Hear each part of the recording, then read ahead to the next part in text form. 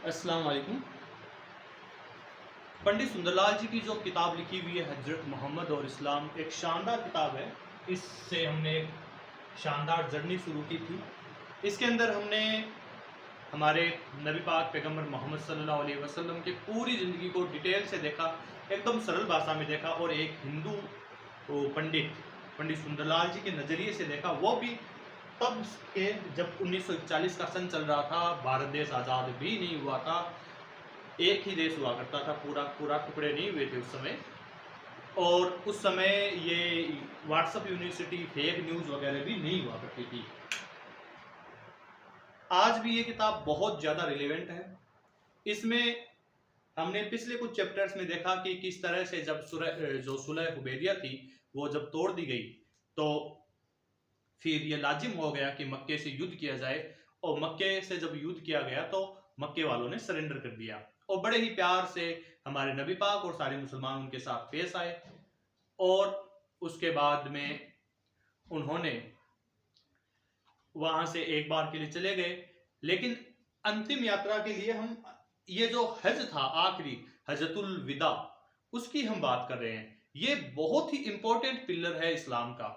इससे हमें बहुत सारी हदीसें मिलती है, इससे हमें बहुत सारे मसले मसाइल जो हमारे हैं वो हल होते हैं। और इस्लाम का मतलब आप एक तरह से कह सकते हैं कि जो परिशिष्ट होता है किताब के पीछे, अपेंडिक्स होता है, वो है यहाँ। इसमें आपको वो सारी चीजें मिलेगी, पूरे इस्लाम का निचोड़ मिलेगा। ठीक है, चलो शुरू करते हैं। बिस्मिल्लाहिर्रहमानिर्रहीम। मक्के की अंतिम यात्रा सन 632 ईस्वी। कौन सी सन की बात चल रही है? 632 ईस्वी।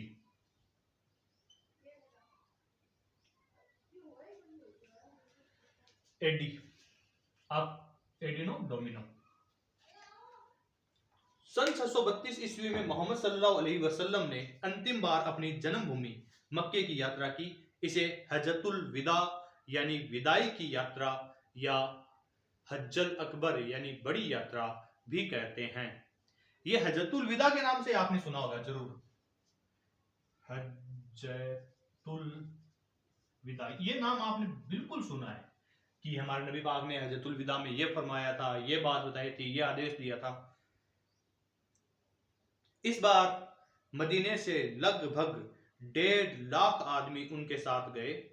मोहम्मद सल्लल्लाहु अलैहि वसल्लम अब 62 वर्ष के हो चुके थे। मक्के में हज के बाद अरफात की पहाड़ी पर बैठकर मोहम्मद सल्लल्लाहु अलैहि वसल्लम ने उपदेश दिया, ए लोगों, मेरी बात ध्यान से सुनो।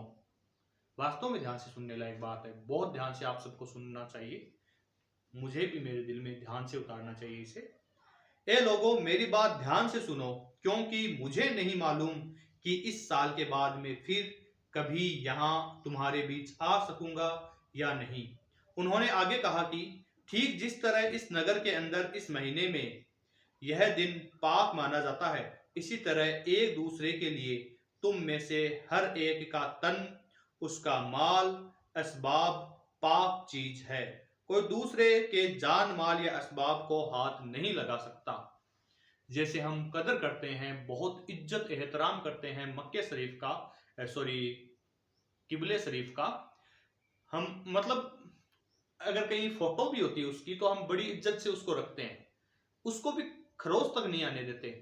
तो एक हदीस में, यहाँ नहीं, एक हदीस में तो ना हमारे नबी मोहम्मद पैगंबर सल्लल्लाहु अलैहि वसल्लम ने ये कहा है कि किबले की तरफ देखकर कि ए काबा, तू कितना पाकीज़ा है, तेरी कितनी इज्जत है, लेकिन तुझसे कहीं ज्यादा इज्जत और मर्तबा एक मुसलमान का है। तो यहां पर हमारे नबी पाक कह रहे हैं कि जिस तरह किबला पाक है, उसी तरह से जो मुसलमान है उसकी इज्जत, उसका सामान, उसकी जान, उसका तन, वो सब कुछ पाक है। आप वहां फोटो पर भी खरोच नहीं आने देते हो ना, तो उन मुसलमानों का आप कोई चीज कैसे हड़प सकते हो, कोई तकलीफ कैसे पहुंचा सकते हो? ये बात हमें इससे समझनी चाहिए। आगे देखो क्या कहते हैं, कोई दूसरे का जान माल या असबाब को हाथ नहीं लगा सकता। कुछ देर रुककर उन्होंने फिर कहा कि अल्लाह ने हर आदमी के लिए बाप दादा की जायदाद से हिस्सा तय कर दिया है। जो जिसका हक है वह उससे छीनने वाली वसीयत ठीक नहीं मानी जाएगी। यानी ऐसी वसीयत जो रिश्तेदारों का, उनके बच्चों का, या जो भी है, जिस तरह से इस्लामी कानून में है, उससे हटकर कोई वसीयत करे तो वो सही नहीं होगी।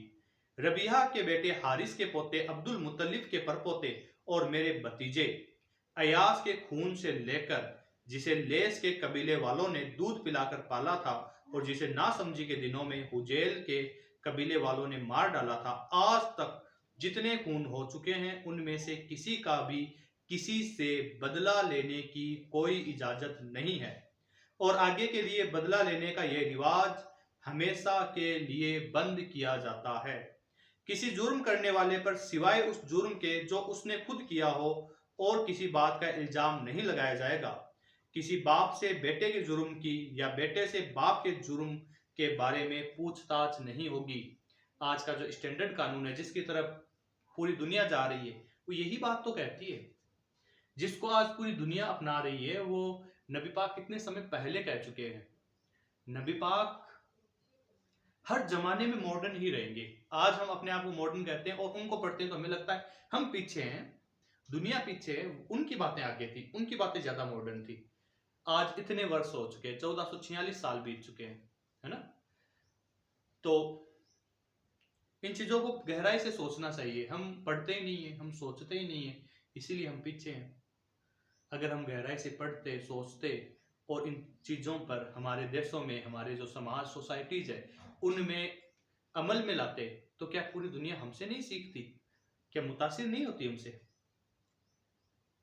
सचमुच सूद लेने का रिवाज यानी ब्याज लेने का रिवाज नासमझी के दिनों का है। आगे के लिए इस रिवाज को बिल्कुल मनाही की जाती है। तुम लोग अपने रुपयों का, यहां सब रुपए दिए गए मतलब अपने धन का, सिर्फ असल वापस ले सकोगे। इस बारे में तुम किसी के साथ बेइंसाफी करो, न कोई तुम्हारे साथ बेइंसाफी करे।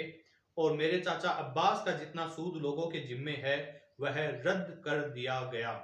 हर मुसलमान दूसरे मुसलमान का भाई है और अपने भाई की कोई चीज जब तक वह उसे किसी ठीक तरीके से न पाए, किसी मुसलमान के लिए हलाल नहीं हो सकती। यानी उचित विधि हो, कोई जैसे उसने हदिया कर दिया हो या आपने खरीद लिया हो या और भी कोई तरीका हो, तो आप खा सकते हैं, ऐसे नाहक नहीं खा सकते। हर मुसलमान दूसरे मुसलमान का भाई है। न कोई किसी पर जुल्म करे, न किसी के साथ छोड़े, न किसी को छोटा समझे। किसी के लिए भी अपने भाई मुसलमान को छोटा समझना बहुत बुरी बात है। हर मुसलमान की हर चीज, उसका माल, उसकी जान, उसकी आन, हर मुसलमान के लिए इज्जत की चीज है। खबरदार, आपस में एक दूसरे के खिलाफ किसी तरह का व्यापार या लेन देन न करना। तुम सब अल्लाह के बंदे और एक दूसरे के भाई होकर रहना। ए मर्दों, तुम्हारे हक है, और ए औरतों, तुम्हारा भी हक है। लोगों, अपनी बीवियों से प्रेम करो और उनके साथ मेहरबानी का सलूक करो। सचमुच अल्लाह को बीच में डालकर तुमने उन्हें अपने साथ लिया है और अल्लाह के आदेश से ही उनका तन तुम्हारे लिए हलाल ठहराया है, मतलब निकाह के जरिए।